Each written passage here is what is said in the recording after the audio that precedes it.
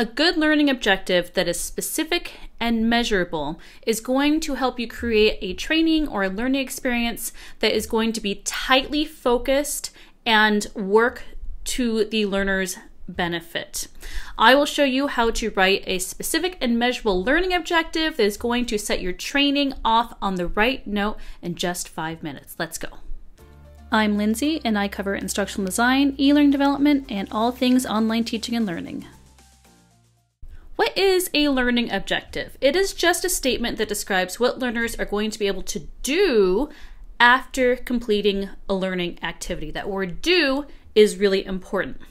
The idea is that learning objectives should be specific, they should be measurable, and they should be observable.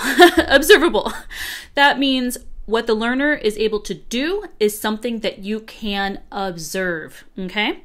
Can you observe understanding or knowing? You cannot. That's an internal process happening in the learner's mind. You can observe what a learner is actually specifying, identifying, recalling, okay? As you write learning objectives, don't double barrel your learning objectives. One verb per objective, okay? You can write more learning objectives, but each learning objective should be specific to one thing that the learner is able to do when they're done with your activity. And learning objectives, I just want to be really clear, are part of more of a backward design process in instructional design. It's where you are designing a learning activity with the end in mind, with what the learner will be able to do after they complete it. Using this process of backward design is going to keep your teaching really focused. Here's what the process looks like. You write your learning objectives first. You could have more than one, totally fine. Then you write the assessment. That's the activity where learners will be able to prove that they can do the thing you want them to do. Once you do that, smooth sailing, everything is going to be tightly aligned, okay? Then you can create your content and your practice activities that will get the learner to the place where they can complete that assessment and show that they have met the learning objectives.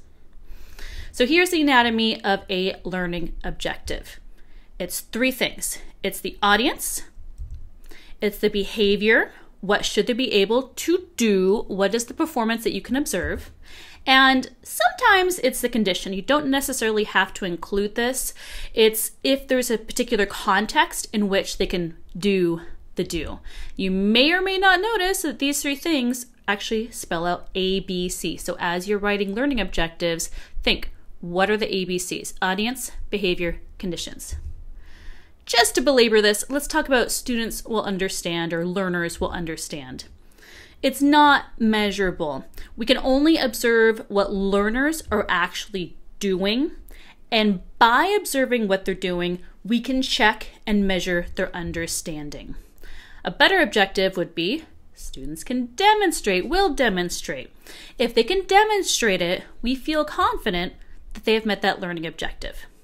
As you're writing learning objectives, you'll actually often hear mention of Bloom's taxonomy or Bloom's revised taxonomy. This is the pyramid of learning and the learning process.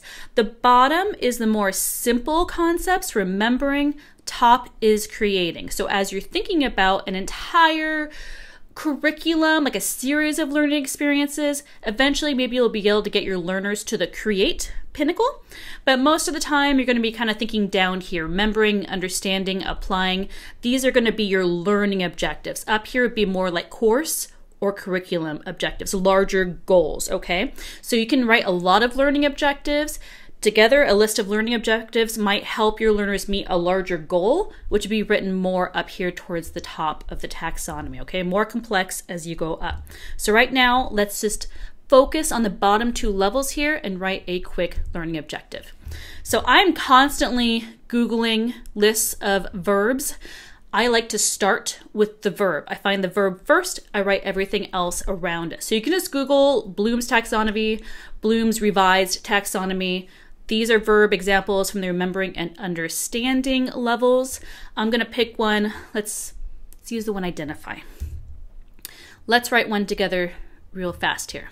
Okay. Start with the audience. Audience, learners. Okay? Behavior is going to be identify. The condition, let's think about that for a moment.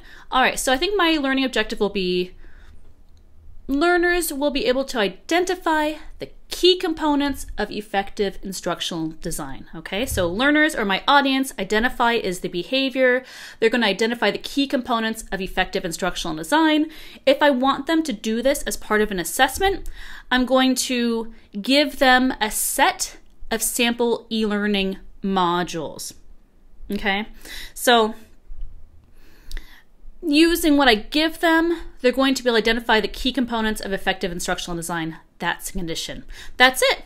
That's a whole learning objective. It may not be the best learning objective in the world, but I can use that objective to write an aligned training. And once you do write your objectives and you start doing your design for the rest of your course or your training or learning experience or whatever, you can always come back and revise your learning objective. Please don't stress too much about that. There's always going to be a give and take in the instructional design process. It's never as linear as you want it to be, but it's a wonderful place to start. And again, as you have good learning objectives that are specific and measurable, everything else is going to be able to fall into place much more quickly. When you think about what your learners should be able to do, you can write that assessment first, come up with the rest of the training or learning experience content and practice after that, and everything is going to be a really tight, very good learning experience for your learners. What do you think? Any questions? Put them below.